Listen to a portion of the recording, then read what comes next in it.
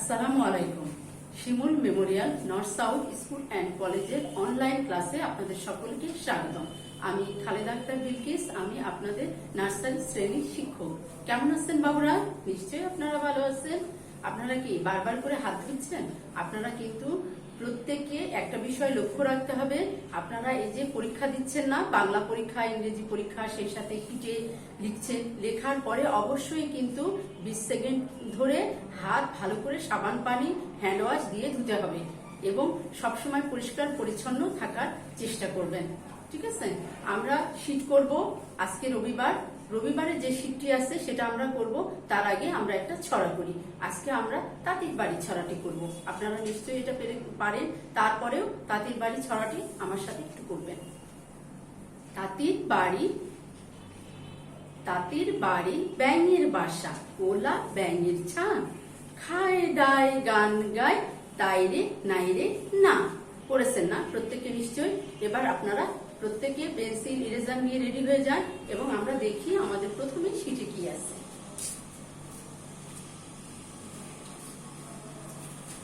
আমাদের প্রথমে 1 নম্বরে আছে, নিচের বর্ণগুলো দিয়ে একটি করে শব্দ গঠন করুন। এই যে বর্ণগুলো আছে, ও আছে, চ আছে, ছ আছে, বর্গীয় জ আছে, এই বর্ণগুলো দিয়ে আমরা একটি করে শব্দ গঠন করব। ওতে আমরা কি শিখেছি? ওতে আমরা শিখেছি রং। আমরা এখানে রং লিখব, র ও রং, র ও। আপনারা প্রত্যেকে আমার সাথে সাথে লিখবেন শব্দগুলো। দেখেন আমি কিভাবে লিখছি, র ও রং। চতে কি লিখবো? চাঁদ। চতে কি লিখবো? চাঁদ। চ লিখবো, চ লিখে ওপরে চন্দ্রবিন্দু দিব, চয়ে চন্দ্রবিন্দু আকার দ, চাঁদ। ঠিক আছে?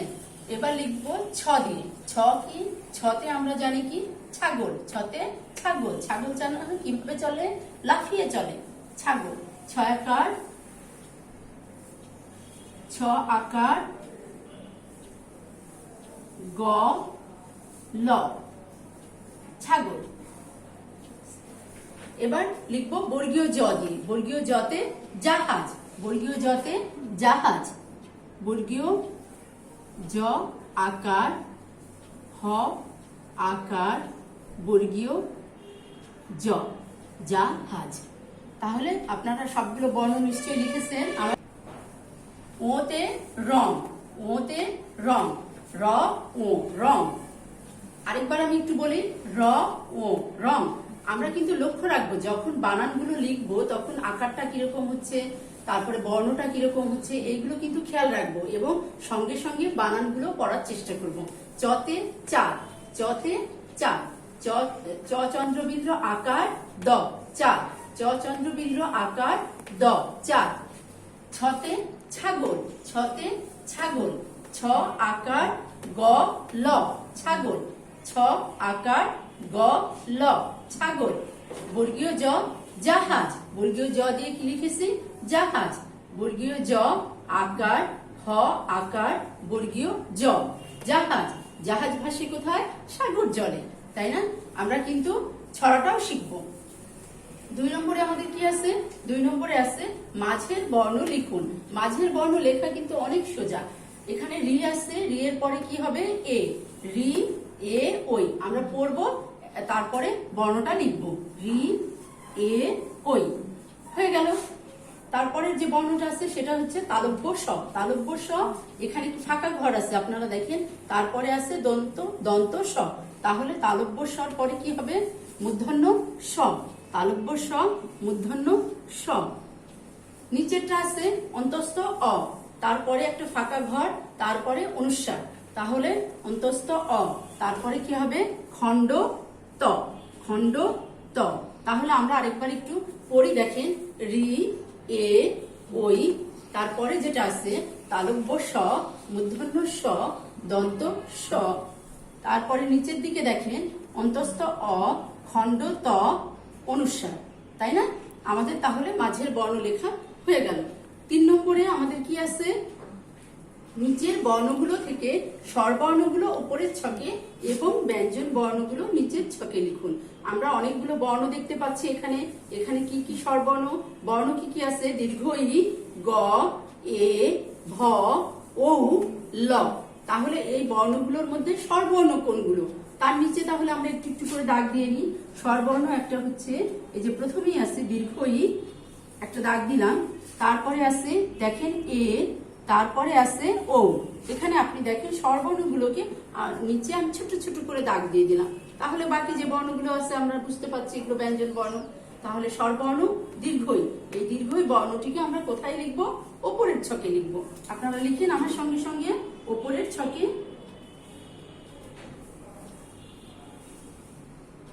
দীর্ঘইটা একটু সুন্দর করে লেখার চেষ্টা করতে হবে আপনাদের বর্ণগুলো সব সময়। তারপরে আছে গ, গ বর্ণটি আছে, গটা কিন্তু ব্যঞ্জন বর্ণ, তাই না? তাহলে আমরা এখানে লিখব গ বর্ণ নিচের দিকে। তারপরে দেখেন এ আছে, এটা স্বরবর্ণ, স্বরবর্ণ সেহেতু এটা উপরের ছকে লিখব এ, এ। তারপরে পরের বর্ণটা হলো কি? ভ, ভটা ব্যঞ্জন বর্ণ, তাহলে ভটাকে কোথায় লিখবো?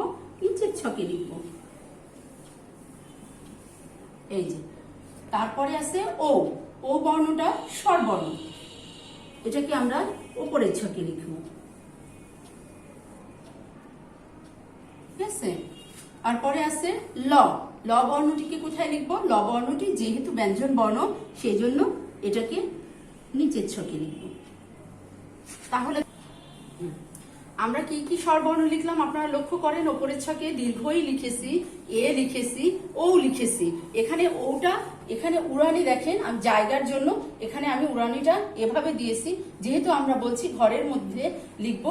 আপনারাও সুন্দর করে ঘরের মধ্যে লেখার চেষ্টা করেন। আপনারা হয়তো আরেকটু নিচে লিখবেন, তাহলে দেখবেন উড়ানিটা একদম সুন্দর এরকম হয়ে যাবে, ঠিক আছে। এবার ব্যঞ্জন বর্ণ কি কি লিখেছি? ব্যঞ্জন বর্ণ লিখেছি গ, ভ আর হচ্ছে ল বর্ণ। তাহলে আমাদের 1, 2, 3 তিনটাই লেখা হয়ে গেছে, তাই না? আপনাদেরও নিশ্চয়ই হয়ে গেছে। এবার 4 নম্বর, 4 নম্বরে আমাদের কি আছে? নিচে কার চিহ্ন দিয়ে দুইটি শব্দ লিখবো আমরা। দুইটি শব্দ লিখুন। কি কার চিহ্ন? দীর্ঘকার, দীর্ঘকার। এখানে আমরা দীর্ঘকার দিয়ে কি লিখেছি? কি লিখবো? কূপ লিখবো আর হচ্ছে মূল লিখবো। আমরা কিন্তু শিখেছি কূপ, মূল, দূর, দয় দীর্ঘ র, এটাও কিন্তু আমরা লিখতে পারি, কিন্তু আমরা এখানে লিখবো কূপ লিখবো কয় দীর্ঘ। প্রথমে একটা ক বর্ণ লিখবো ক, তারপরে দীর্ঘকার দিব ক দীর্ঘ প, কূপ। তারপরে এখানে লিখবো মূল, ম, ম লিখে দীর্ঘকার দিব, ম লিখে দীর্ঘকার দিব, তারপরে ল, মূল। তাহলে আমরা এই দুটো আরেকবার বানান করি। দীর্ঘকার দিয়ে কি লিখলাম? কূপ, মূল।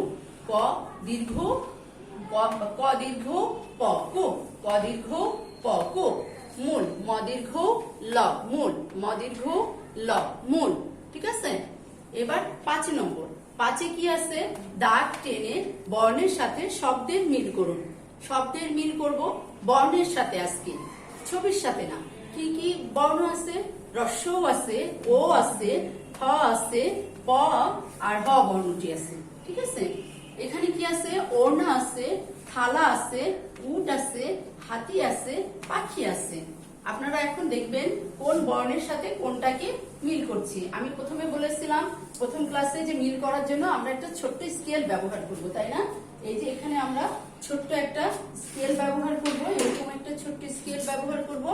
রস্য, রস্যতে কি হয় আমরা জানি? উট, রস্যতে উট। এই যে দেখেন উটের সাথে রস্য যে বর্ণটি আছে এই বর্ণটিকে মিল করে দিব। কিভাবে করছি স্কেল দিয়ে আপনারা একটু লক্ষ্য করেন, এই যে এভাবে করে, ঠিক আছে। ওতে কি হয়? ওড়না, ওতে ওড়না, ওড়না আছে কার গায়ে? কুকুর গায়ে। তাহলে ওড়নাটা কোথায় আছে? দেখেন একদম ওপরেরটা আছে ওড়না। তাহলে ও বর্ণের সাথে এই ওড়নাটাকে আমরা, ওড়না যে শব্দটা আছে সেটাকে এইভাবে করে সুন্দর করে মিল করে দিব। আপনারা কিন্তু খেয়াল করবেন স্কেল দিয়ে করলে কত সুন্দর হচ্ছে, দেখেছেন?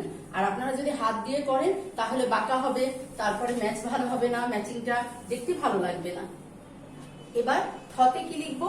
থতে, থ থতে দেখি আমরা থালা, থতে থালা, থালাটা কোথায় আছে? এই যে ওড়না, ওড়না তার নিচে আছে থালা। এই যে আমরা থ দিয়ে থালার সাথে এটাকে আমরা সুন্দর করে এইভাবে করে ম্যাচ করে দেব। ঠিক আছে। পতে কি লিখবো? পতে দেখেন পাখি, পতে পাখি, পাখির সাথে আমরা বর্ণটাকে সুন্দর করে এভাবে স্কেল দিয়ে মিল করে দিব।